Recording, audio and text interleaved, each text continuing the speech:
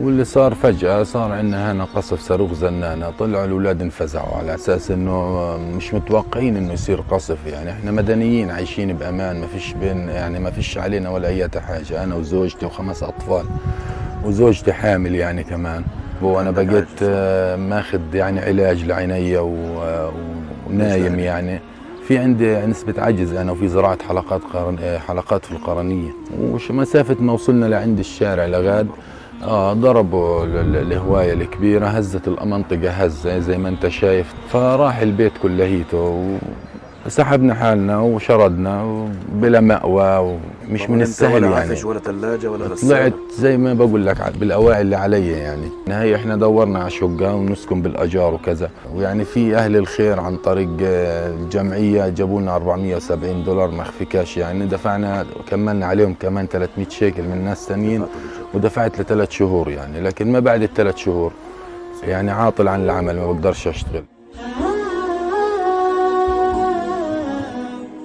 إخواننا وأهلنا وأحبتنا، هي حكاية من ضمن عشرات بل مئات الحكايا التي دفنت أحلامها وآمالها تحت أنقاض هذا الحقد الصهيوني الغاشم الذي طال الحجر والبشر والشجر.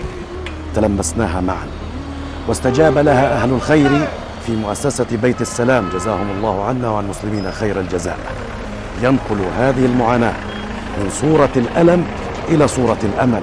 على الإحسان نجتمع ونروي أجمل العبر. الحمد لله أن مكننا ومكن إخواننا في جمعية بيت السلام أن يخففوا من معاناة هذه الأسرة الطيبة الكريمة.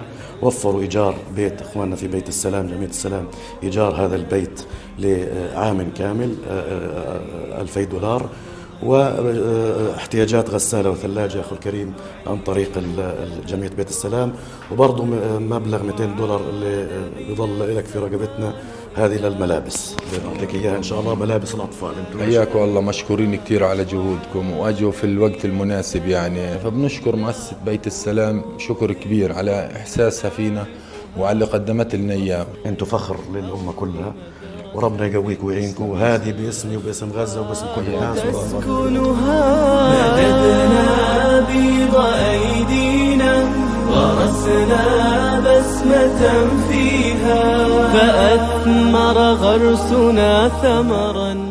الحمد لله، الحمد لله ثم الحمد لله الذي مكننا لنرسم ابتسامة رأيتموها من خلال جمعية بيت السلام جزاهم الله عنا وعن المسلمين خير الجزاء.